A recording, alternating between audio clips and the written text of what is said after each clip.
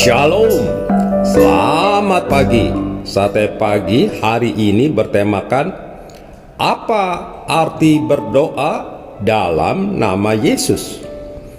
Karya Pendeta Dr. Andar Ismail dari seri buku Selamat Pagi Tuhan, terbitan BPK Gunung Mulia.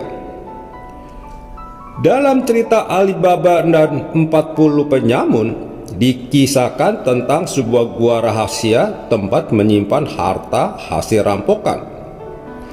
Gua itu terbuka dan tertutup kembali secara ajaib bila diucapkan kata mantra. Mantranya berbunyi, "Sesame, engkau pintu bersakti, terbukalah." Pada satu hari, Kasim yang terkenal serakah berhasil menguping mantra itu. Begitu ada kesempatan, ia pun mencoba. Benarlah, batu gua itu bergeser. Ia mengambil uang emas sebanyak-banyaknya. Tetapi ketika ia ingin keluar lagi, ia lupa bunyi mantra itu. Ia berteriak, "Sesame, pintu sakti, terbukalah. Sesame, terbukalah." Bermacam-macam kalimat diucapkannya, tetapi tidak ada satupun yang tepat dengan mantra. Gua itu tetap tertutup dan ia mati di situ. Apa itu mantra? Mantra adalah perkataan atau kalimat yang dapat mendatangkan daya gaib.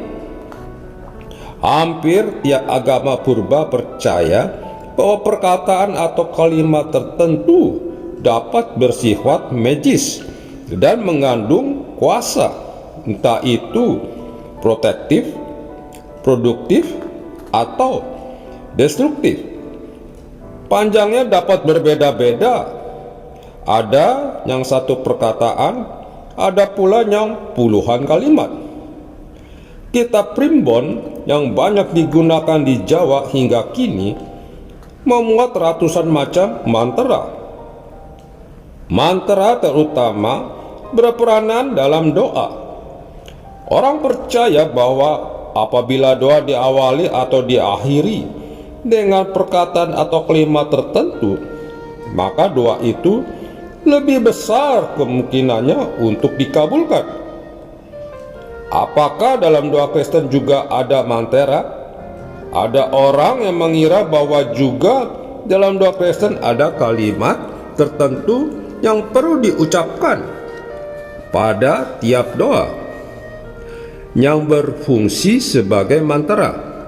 Kalimat itu adalah dalam nama Yesus. Kalimat itu diambil dari Yohanes pasal 14 ayat 13 dan 14 dan Yohanes pasal 16 ayat 23. Dan apa juga yang kamu minta dalam namaku, aku akan melakukannya. Jika kamu meminta sesuatu kepadaku dalam namaku, aku akan melakukannya. Segala sesuatu yang kamu minta kepada Bapa akan diberikan kepadamu dalam namaku. Di situ dikatakan bahwa Tuhan mengabulkan doa yang disampaikan dalam nama Yesus. Orang mengira bahwa hal itu berarti bahwa dalam doa perlu ada kalimat dalam nama Yesus. Padahal bukan itu yang dimaksud. Kalau begitu, apa artinya bahwa kita disuruh berdoa dalam nama Yesus? Yesus mengucapkan kalimat itu untuk menyiapkan para murid menghadapi waktu di mana ia tidak berada lagi di tengah mereka secara fisik. Yesus menyuruh mereka meneruskan pola hidup yang selama ini ditempuhnya. Untuk itu, ia menyuruh mereka berdoa. Maka berdoa dalam nama Yesus pertama-tama berarti menyelaraskan hidup kita sesuai dengan hidup Tuhan Yesus dan menempatkan kehendak kita sesuai dengan kehendak Tuhan Yesus. Setiap kali kita akan berdoa, setiap kali itu pula kita patut bertanya, seandainya Tuhan Yesus ada di tempat kita, apakah yang akan diucapkannya dalam doa ini? Setiap kali kita telah berdoa, kita pun patut bertanya, seandainya Yesus ada di tempat kita, apakah Ia akan berdoa seperti tadi kita berdoa?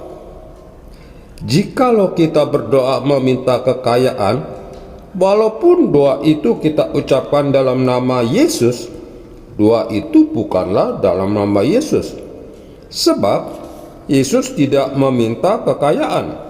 Jikalau kita berdoa supaya kita menang dan lawan kita kalah, walaupun doa itu diucapkan dalam nama Yesus, doa itu bukanlah dalam nama Yesus, sebab Yesus tidak akan meminta dirinya menang dan lawannya kalah.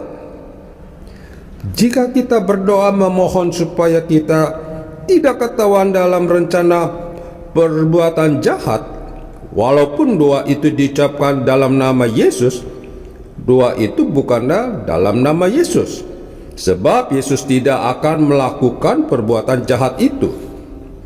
Berdoa dalam nama Yesus juga berarti mengakui bahwa sebenarnya kita sendiri tidak berhak menyampaikan doa kita kepada Allah, melainkan bahwa Yesuslah yang memungkinkan dan mendukung permohonan kita itu. Yesus berkata, "Di luar Aku, kamu tidak dapat berbuat apa-apa." Dalam kaitan itu berarti Ibrani pasal 8 ayat 6 menyebut Yesus sebagai perantara. Maksudnya perantara dalam hubungan antara manusia dengan Allah. Jadi berdoa dalam nama Yesus bukan berarti membubuhi kalimat dalam nama Yesus pada doa kita dengan mengira bahwa doa kita menjadi berkhasiat. Kata-kata dalam nama Yesus tidak mengandung khasiat atau kuasa apapun, sebab kuasa untuk mengabulkan doa tidak terletak pada pengucapan kata-kata dalam nama Yesus, melainkan terletak pada diri Yesus sendiri. Tidak ada kalimat atau mantra yang dapat menjadikan doa kita lebih berkhasiat. Dalam doa kita tidak akan